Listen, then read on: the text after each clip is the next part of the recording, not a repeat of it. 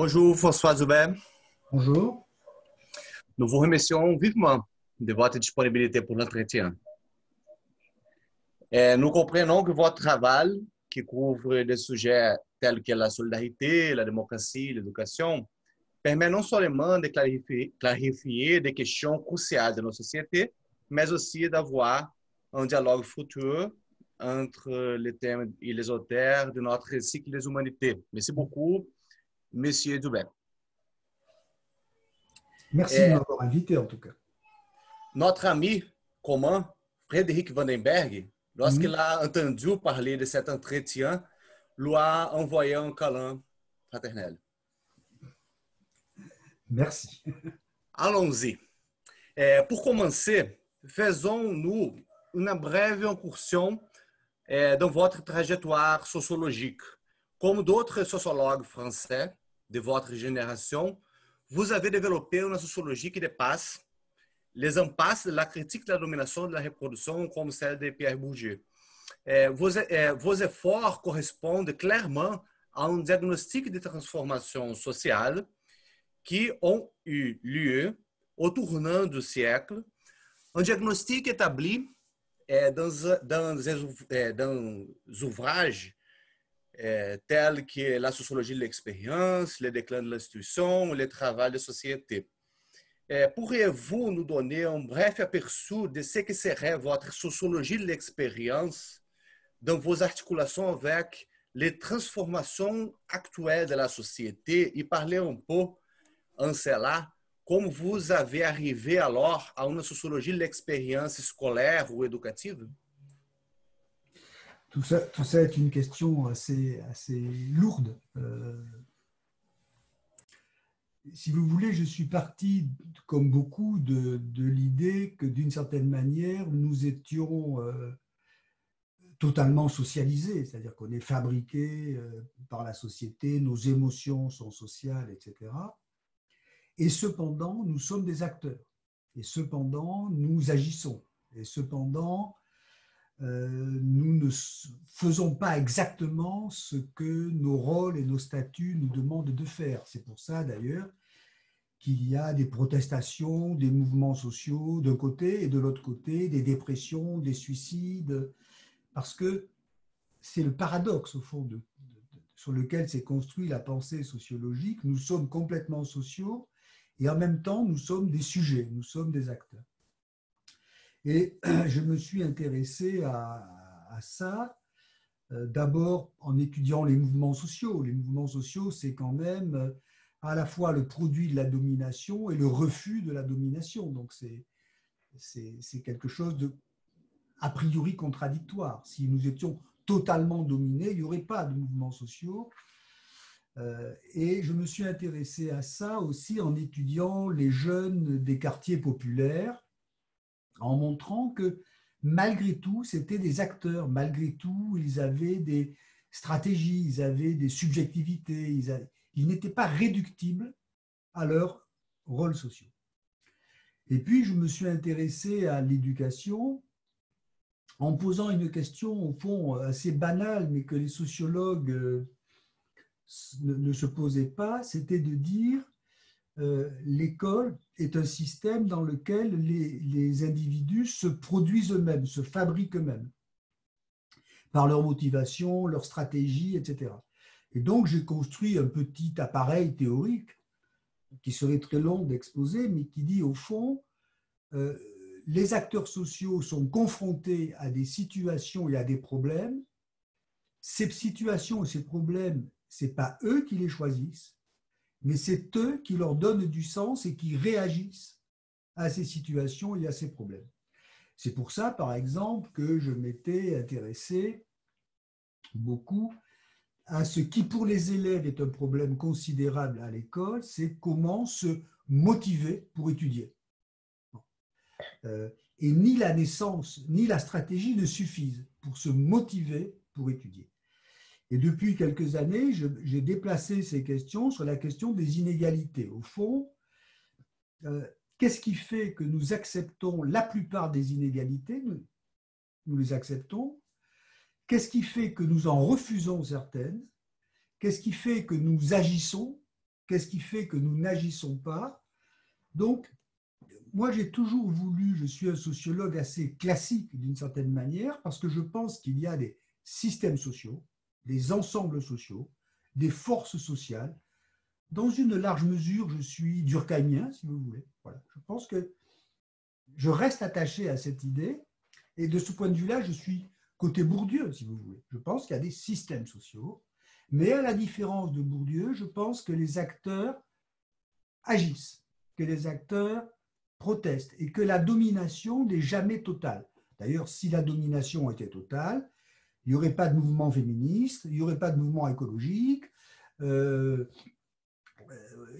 n'y aurait pas de souffrance et de protestation. Voilà un peu ma sensibilité personnelle. Alors, ce qui me caractérise, mais c'est lié à ma génération, moi, j'ai changé d'objet. C'est-à-dire que j'ai bénéficié d'un contexte universitaire où j'ai travaillé sur les mouvements sociaux, sur la jeunesse, sur les crises politiques, sur l'éducation, sur les inégalités, sur les théories de la justice, ce qui fait que c'est un peu disparate, mais c'est le charme de notre statut, qui reste un statut très privilégié, puisqu'au fond, on choisit ce qu'on peut faire.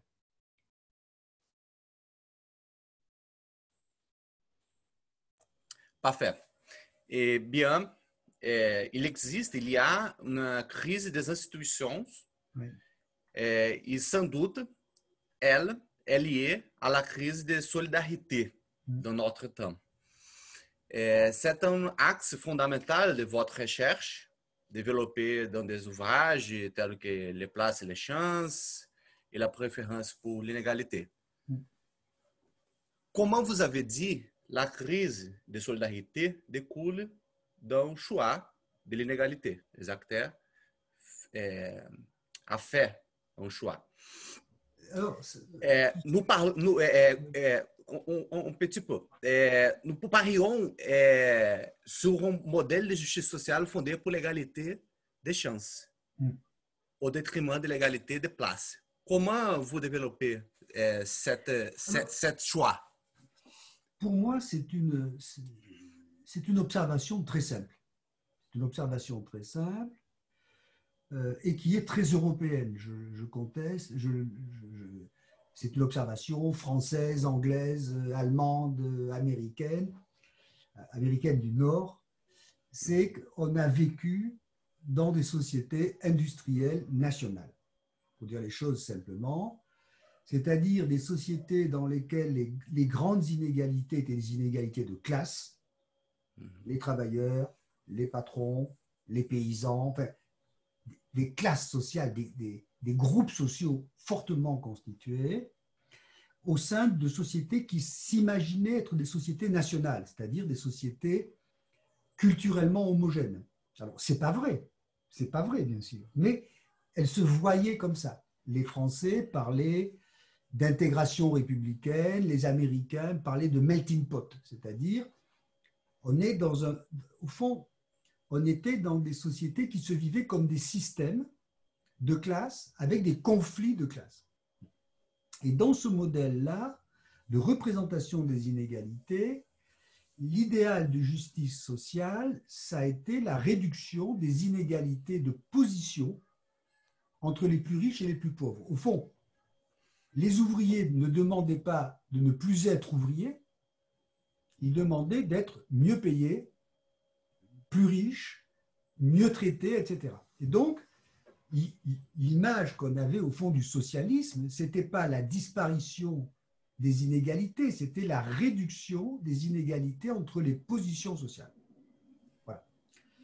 C'est pour ça, l'utopie, c'était le communisme, mais c'était... il n'y aurait plus d'inégalité du tout. Mais en pratique, pendant un siècle, les riches ont payé des impôts, on a développé l'État-providence et les inégalités de position se sont réduites.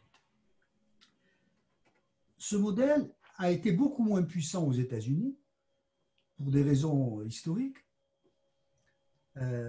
Et depuis maintenant plus de 30 ans dans les pays européens, il est remplacé par une autre conception de la justice, qui est une conception au fond libérale de la justice, qui consiste à dire puisque tous les individus sont fondamentalement égaux, en principe égaux. Les hommes, les femmes, les blancs, les noirs sont en principe égaux. La justice, c'est qu'ils ont le droit d'atteindre à toutes les positions sociales au terme d'une compétition équitable. Donc, au fond, la société, c'est comme une compétition sportive juste. Hein, on prend le départ dans la même compétition et que le meilleur gagne. Bien. C'est un modèle incontestable. C'est un modèle incontestable. Je veux dire, en termes de principe, tout le monde est pour l'égalité des chances. Mais c'est un autre modèle de justice. Pourquoi?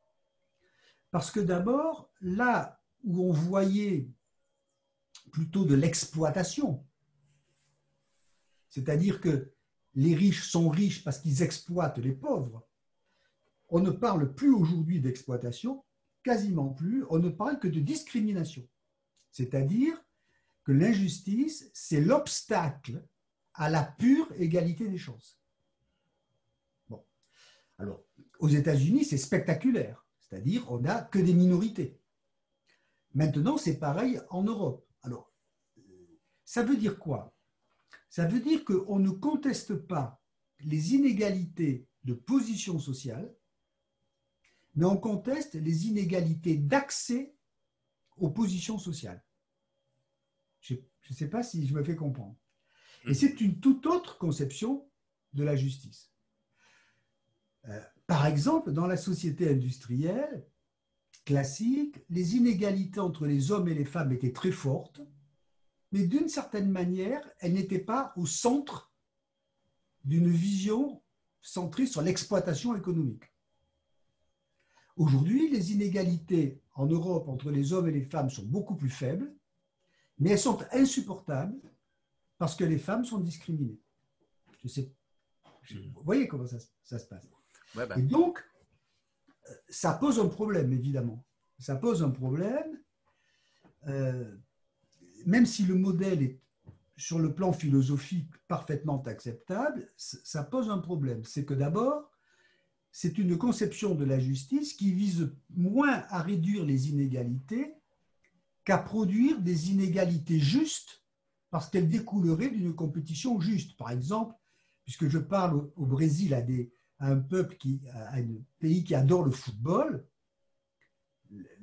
les habitants des favelas de Rio contestent les revenus des hommes d'affaires très riches, mais pas les revenus encore plus riches des footballeurs. Parce que le mérite des footballeurs apparaît incontestable.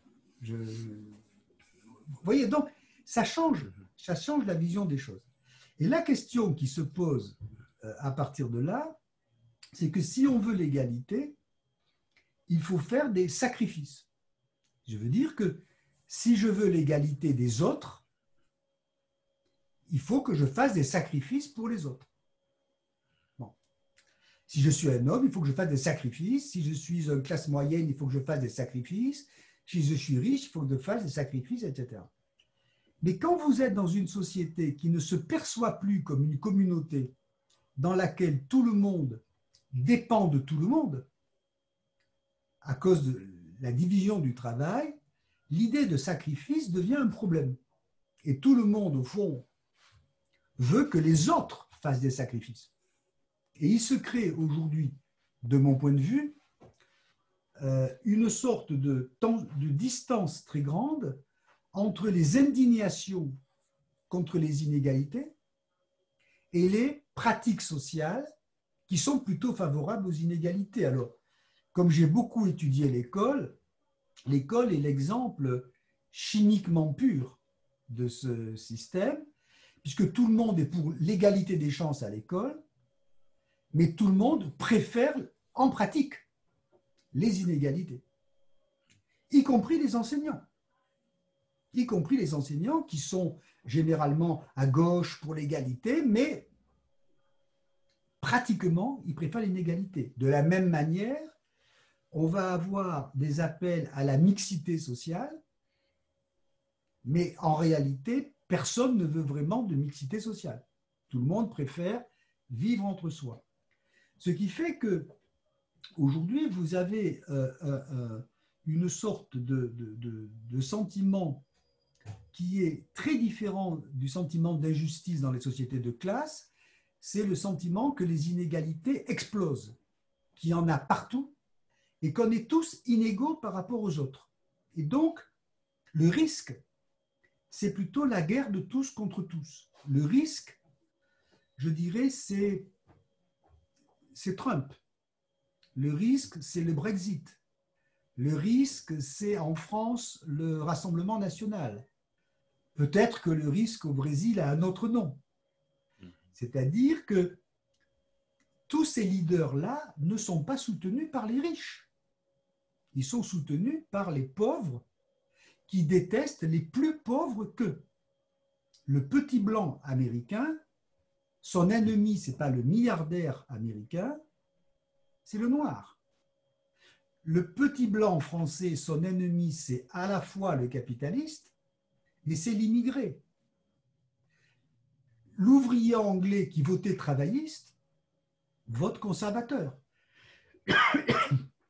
Donc, d'une certaine façon, on est dans une situation où le système d'inégalité est devenu un système de ressentiment, entre guillemets, ce qui fait que les partis traditionnels, je dirais, alors ça vaut moins pour le Brésil que pour l'Europe, mais les partis de droite, libérales, conservateurs, mais démocrates, les partis de gauche, sociaux-démocrates, etc., qui organisaient la vie sociale, ces partis sont en train de disparaître et sont remplacés par des partis qu'on appelle, alors je sais que le mot a un autre sens en Amérique latine, mais populistes, des partis qui disent les petits contre les gros, les vrais Brésiliens contre les autres, les vrais Américains contre les autres, etc.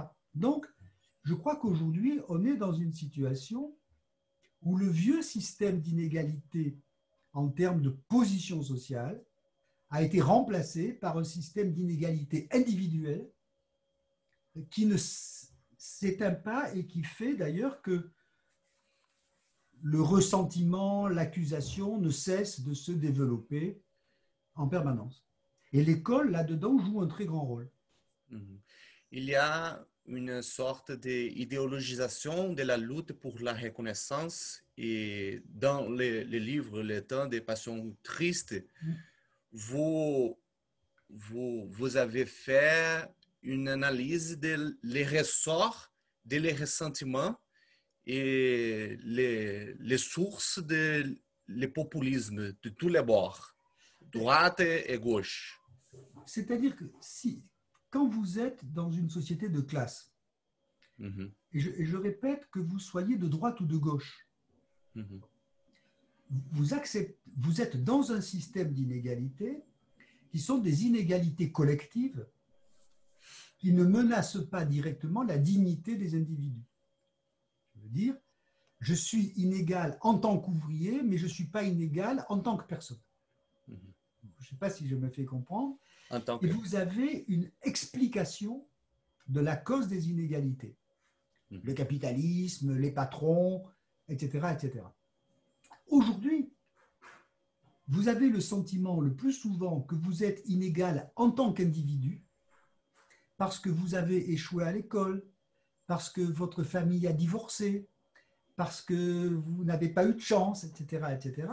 Beaucoup plus individuel que collectif, donc vécu comme une forme de mépris et de non-reconnaissance. Le vocabulaire en France, il est toujours « on ne me reconnaît pas, on ne me voit pas, on ne m'entend pas, on ne m'écoute pas ». Le gouvernement vient de prendre une mesure de confinement sur la Covid et la réaction des gens, c'est de dire « ils nous méprisent ». Vous voyez, ça a changé. Ce que Thomson appelait l'économie morale a changé. Et comme en plus, vous ne pouvez pas désigner dans une société mondialisée, vous ne connaissez plus la cause du malheur. C'est comme le virus. Le capitalisme, il est partout. L'économie mondiale, elle est partout. L'information est partout. Et comme vous ne pouvez plus désigner votre adversaire, eh bien, vous adhérez de plus en plus à des théories du complot, à des théories consistant à dire, au fond, s'il y a un virus, c'est la faute de qui vous voulez, des Chinois, des communistes, des juifs, des laboratoires pharmaceutiques, parce que d'une certaine manière, c'est comme les crises, mécanismes économiques, il n'y a plus, on ne peut plus désigner aussi bien qu'avant la cause de nos malheurs. Et évidemment, comme aujourd'hui, et c'est une bonne chose, chaque citoyen accède directement à l'expression publique grâce aux ordinateurs, grâce aux réseaux, évidemment, les syndicats ne sont plus nécessaires, les partis ne sont plus vraiment nécessaires, puisque chacun est à lui tout seul un syndicat et un parti. Je sais pas. Donc, je crois qu'aujourd'hui, avec la fin des sociétés industrielles nationales, pour dire les choses, il y a un vrai danger pour la démocratie, c'est-à-dire que les inégalités explosent, mais ne trouvent plus d'expression politique pour être résolues. Et bien souvent, d'ailleurs, vous avez la guerre des pauvres entre eux. Les pauvres détestent les plus pauvres. Les enquêtes, par exemple, sur le chômage sont très intéressantes. Il y a 30 ans, les enquêtes, on demandait aux gens pourquoi il y a du chômage, ils répondaient c'est à cause de l'économie capitaliste, etc. Aujourd'hui, ils répondent c'est à cause des chômeurs. S'il y a du chômage, c'est à cause des chômeurs. Parce que les chômeurs ne veulent pas travailler. Donc, vous avez un changement de perspective. Alors, je crois que ça n'est pas nouveau dans l'histoire, mais les mutations sont si profondes que pour dire les choses un peu bêtement, elles rendent les gens fous. Elles rendent les gens un peu fous. Parce qu'il faut comprendre le monde dans lequel on vit. Et d'une certaine manière, on ne le comprend pas. Voilà. Et comment sortir de cette économie affective des passions tristes et d'une situation de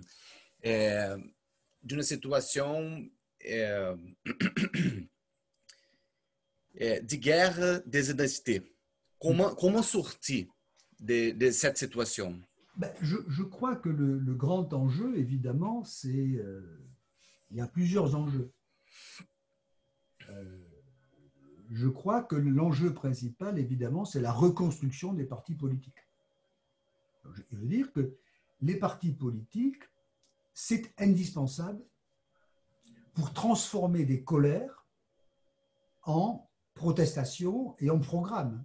Autrement, les colères continuent à tourner comme des colères. Donc ça va être un grand travail parce que la formation de nouvelles catégories politiques est une affaire très, très lourde. Bon.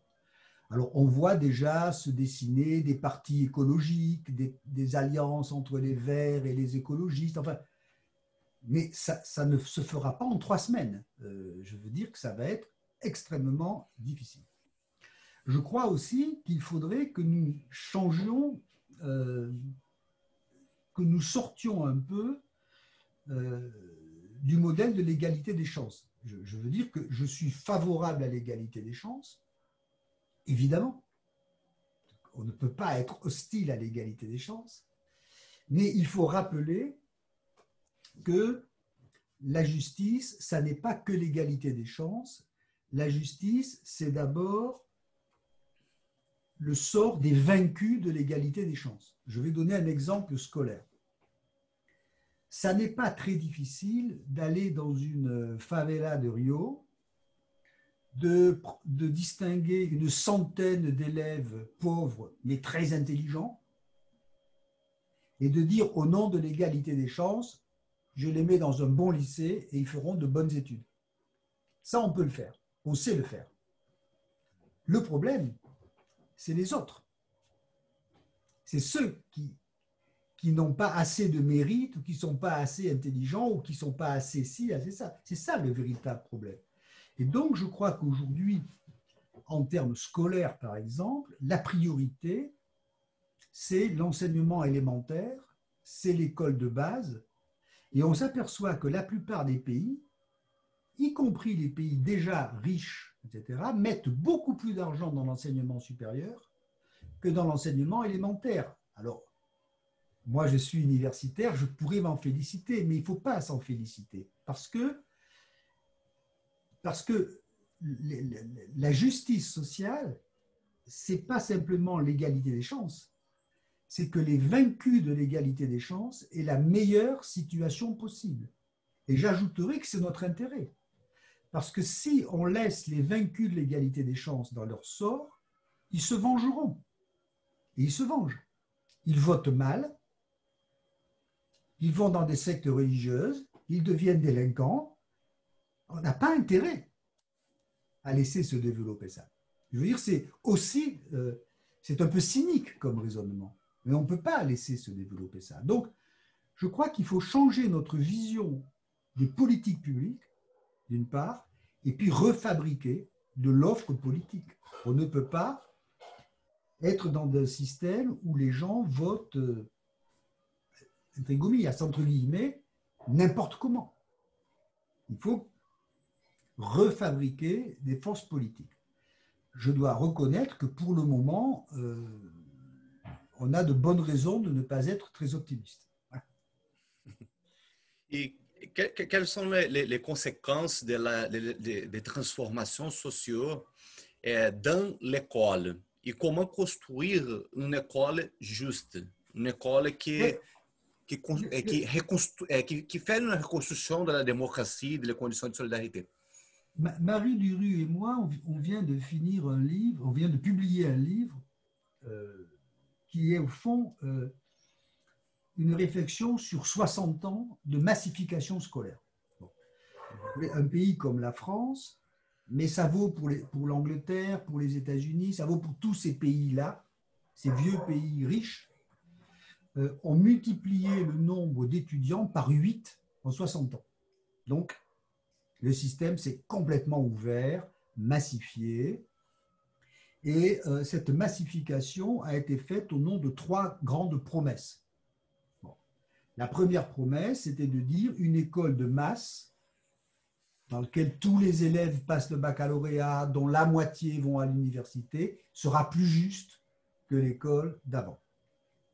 Alors, c'est vrai, elle est beaucoup plus juste. Elle est beaucoup plus juste. Aujourd'hui, en France ou en Angleterre, les enfants d'ouvriers vont aussi à l'université. Bon. Mais ce qu'on n'a pas perçu, c'est que ça a changé le fonctionnement de l'école parce que les inégalités se jouent maintenant à l'intérieur même du système scolaire. Si vous voulez, autrefois, c'était les inégalités d'accès à l'école. Maintenant, tout le monde accède, mais il va y avoir ce qu'on appelle de la distillation fractionnée à l'intérieur de l'école. C'est-à-dire que toutes les petites inégalités sociales, en s'accumulant, vont devenir de grandes inégalités scolaires. Et donc, il y a une formidable déception. Même si l'école est plus juste qu'elle n'était, elle est moins juste que sa promesse. Donc ça, c'est un gros problème, c'est-à-dire de faire que l'école soit capable d'offrir une culture commune avant de trier les élèves. Au fond, les écoles de masse sont des machines qui trient sans cesse les élèves et à la fin, évidemment, c'est toujours les mêmes qui gagnent et à la fin, c'est toujours les mêmes qui perdent. Mais ils sont tous passés dans l'école. Et ça, c'est un changement total. Bon. Si vous voulez, pour prendre une métaphore, autrefois, il y avait des gens qui avaient des voitures et des gens qui n'avaient pas de voiture. Aujourd'hui, tout le monde a une voiture en Europe, mais pas la même. Et le sentiment d'inégalité est peut-être plus fort qu'il n'était quand seule une minorité avait une voiture. Bon. La deuxième promesse, évidemment, que le Brésil connaît bien, c'est la promesse du capital social, c'est-à-dire vous allez qualifier la population, ça va être bon pour l'économie parce que les diplômes vont être rentables. C'est rentable de faire des études. Or, on s'aperçoit qu'avec la massification, les inégalités de rentabilité des diplômes sont extrêmement fortes. Alors, dans un pays comme la France, si vous faites les grandes écoles, ça paye. Si vous n'avez pas de diplôme, c'est devenu un handicap insurmontable. Ça veut dire que vous êtes incapable. Bon. Et au milieu, il se crée ce qu'on appelle de l'over-education, c'est-à-dire des gens trop diplômés par rapport aux emplois disponibles, et donc des sentiments de déclassement, d'amertume, ou simplement que les études ont coûté cher et n'ont rien rapporté. Donc ça, c'est un gros problème qui ne se posait pas quand il n'y avait pas beaucoup de gens qui faisaient des études. C'est qu'aujourd'hui, on peut avoir de l'inflation, c'est-à-dire plus de diplômes que le marché du travail ne peut en absorber. Donc, c'est une grande difficulté d'ajuster la formation et les emplois. Alors, parler comme ça, c'est pas être libéral. Hein, je veux dire, il faut bien qu'à la fin, les jeunes trouvent un travail. Bon, c'est pas... Il ne suffit pas de dire la société est injuste. Il faut quand même que les gens aient du travail. Et puis, la troisième chose qui est la plus grande déception, c'est qu'on avait pensé que la massification scolaire développerait l'esprit démocratique. C'est-à-dire que plus les gens iraient à l'école, plus ils seraient démocrates, tolérants, libéraux, rationnels, etc. Bon. Ça, c'est la promesse, au fond, messianique de l'école. Plus on va à l'école, plus on est intelligent, rationnel, plus on croit à la science, plus on est tolérant, moins on est raciste, etc. etc. Et force est de constater que ça n'a pas marché du tout. Du tout.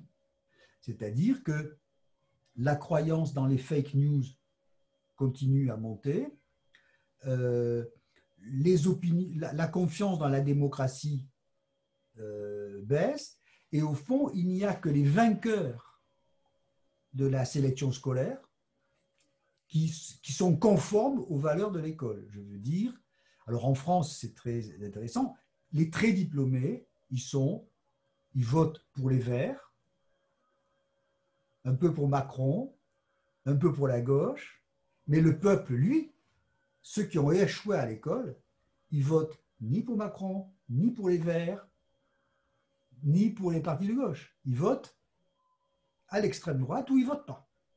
Donc ça, c'est une déception formidable. Et ce qui vaut pour la France, évidemment, s'observe aux États-Unis, en Angleterre et dans d'autres pays. Donc, au Brésil aussi. Je n'ose pas parler du Brésil parce que vous m'invitez, mais bon, évidemment, je ne peux pas dire que M. Bolsonaro déclenche chez moi d'un enthousiasme illimité. Voilà. Mais il faut se poser la question au fond, pourquoi cet énorme effort qui a eu plein d'aspects positifs, je ne cache pas, aujourd'hui donne le sentiment d'être à bout de souffle, que ça ne tient pas à ses promesses. Donc je crois que si la sociologie est utile, c'est pas on ne peut pas vraiment dire ce qu'il faut faire, mais on peut moins dire, là il y a un gros problème, et si on continue à agiter des slogans du style « de plus en plus d'étudiants, c'est de mieux en mieux, de plus en plus, etc. », je crois qu'on va développer la machine qui produit au fond des effets pervers de plus en plus insurmontables. Alors, je voudrais bien préciser, Marie Duru et moi, on est pour la massification scolaire, pour l'égalité des chances, bien sûr, ça va de soi. Mais il faut qu'on accepte de voir les paradoxes, les contradictions que crée ce type de développement. La dernière question.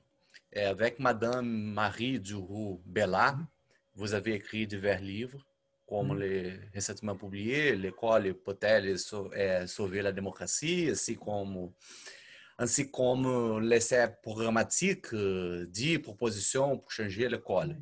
Dans cette situation, quel changement